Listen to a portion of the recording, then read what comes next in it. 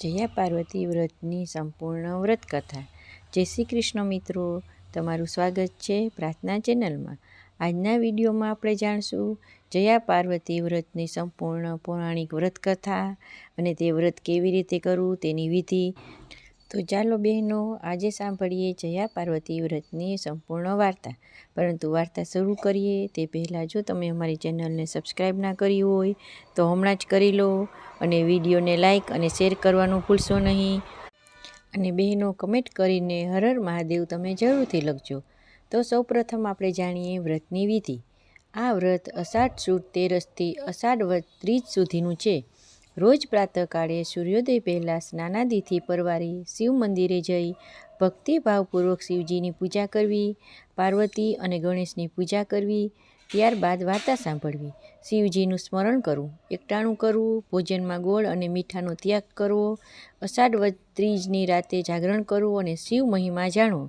આ વ્રતના પ્રભાવ વડે કરીને 7 જન્મનું વાંજ્યપેણું ટળે છે અને સ્ત્રી સૌભાગ્યને પામે છે. તો ચાલો બહેનો, હવે શરૂ કરીએ વ્રતની વાર્તા. ચંદનપુર નામે એક ગામમાં દેવદત્ત નામે એક ધર્મિષ્ઠ બ્રાહ્મણ રહેતો હતો. તેની ગુણવાન પત્નીનું નામ હતું ભક્તિ. બંને પ્રભુ ભજનમાં જીવન ગુજારતા, વળી શાસ્ત્રોના નિયમ પ્રમાણે જીવતા. અતિથિને આવકાર, ભૂખ્યાને અન્ન અને તરસ્યાને પાણી આપી તૃપ્ત કરતા. પતિ પત્ની સુખી હતા.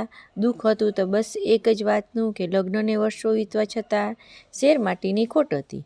તેમના તમામ સુખ પર પાણી ફરી વળ્યું હતું.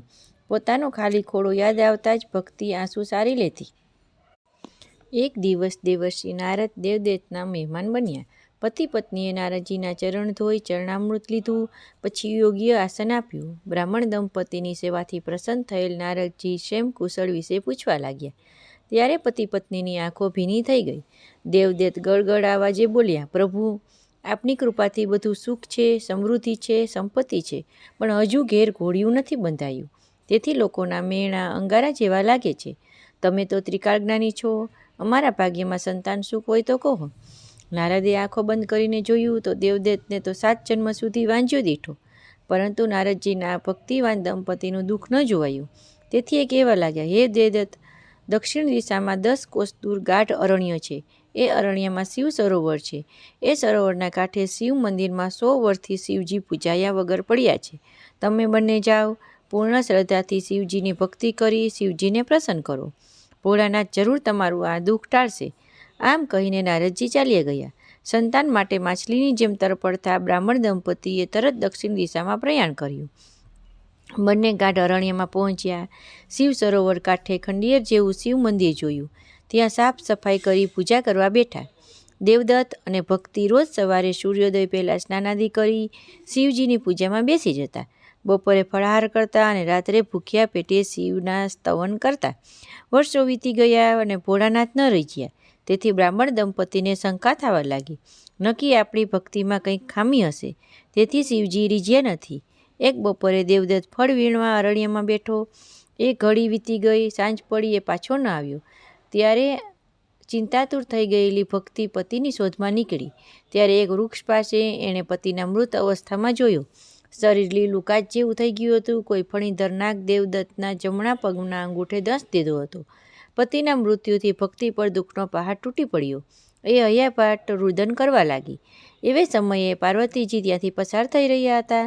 ગાઢ અરણ્યમાં એક સ્ત્રીને વૃક્ષને પર રડાવે એવું કલ્પાંત કરતી જોઈ ઊભા રહી ગયા. પૂછીને વિગત વાત જાણી પછી ભક્તિને આશ્વાસન આપતા બોલ્યા, દીકરી, તારું દુઃખ સાચે જ અસહ્ય છે. હું આ ક્ષણે જ તારા પતિને સજીવન કરું છું. આમ કહી જગતજનની પાર્વતીએ દેવદત્તના શબ પર પાણી છાંટ્યું. તરત જ દેવદત્ત ઊંઘમાંથી ઉઠ્યો હોય એમ આળસ મરડીને બેઠો. સાક્ષાત ઉમા ભવાનીને સામે ઊભેલા જોતા દેવદત્ત તેમના ચરણોમાં ઢળી પડ્યો. ભક્તિ પણ અશ્રુથી ઉમા ભવાનીના પગ પખાડવા લાગી. બંનેએ કરગરતા અવાજે માતાજીને વાંજ્યા મેળું ટાળવા પ્રાર્થના કરી. ત્યારે પાર્વતીજી કહેવા લાગ્યા, હે બ્રાહ્મણ, તારા ભાગ્યમાં સંતાન નથી, પરંતુ જો તમે બંને જયા પાર્વતીનું વ્રત કરો તો જરૂર તમને સંતાન સુખ પ્રાપ્ત થશે. માં, અમે તો બ્રાહ્મણ પ્રાણી છીએ, વ્રત વિશે કાંઈ જાણતા નથી. એ વ્રત કેવી રીતે કરવું તે કૃપા કરી અમને જણાવો. ત્યારે પાર્વતીજીએ અષાઢ સુદ 13થી અષાઢ વદ 30 સુધી આ વ્રતની વિધિ, ઉજવણું અને જાગરણ વિશે જણાવતા કહ્યું, તમારે 20 વર્ષ સુધી આ વ્રત કરવું. દર 5 વર્ષે 1, 3 અથવા 5 સૌભાગ્યવતી સ્ત્રીઓને ભોજન કરાવી યથાશક્તિ વસ્ત્ર તથા સૌભાગ્ય ચિહ્ન, કંકુ, ચાંદલો, ચૂડી દાનમાં આપવા. વ્રત પૂર્ણ થયે 7 જન્મનું વાંચ્યમેળું ટળશે. વળી આ વ્રતના પ્રભાવથી સ્ત્રી પરમ સૌભાગ્યને પામે છે. આમ કહી પાર્વતીજી અંતર્ધ્યાન થઈ ગયા. સમય જતાં ભક્તિને દેવના ચક્કર જેવો પુત્રનો જન્મ થયો. પતિ પત્ની ઘણા ખુશ થઈ ગયા અને આનંદથી જીવન પસાર કરવા લાગ્યા. જયા પાર્વતીનું વ્રત જેમ દેવદત્ત અને ભક્તિને ફળ્યું, તેમ વ્રત કરનાર સર્વ મનુષ્ય માત્રને ફળજો. જય જય પાર્વતી માં. મિત્રો, તમને આ જયા પાર્વતી વ્રતની વાર્તા કેવી લાગી તે કમેન્ટ કરીને જરૂર જણાવજો. અને દરેક બહેનો જયા પાર્વતીના દિવસે આ વાર્તા જરૂર સાંભળજો. અને આવા જ આધ્યાત્મિક વિડીયો જોવા માટે અને સાંભળવા માટે તમારી મનપસંદ ચેનલ પ્રાર્થનાને જરૂરથી સબસ્ક્રાઈબ કરજો. બેલ આઇકન જરૂરથી દબાવજો, જેથી આવતા નવા વિડીયો સૌપ્રથમ તમને મળી શકે. આવા જ આધ્યાત્મિક વિડીયો જાણવા અને સમજવા માટે જોડાયેલા રહેજો પ્રાર્થના ચેનલ સાથે. ફરી મળીએ કાલે એક આવા જ આધ્યાત્મિક વિષય સાથે. જય શ્રી કૃષ્ણ, જય માતાજી.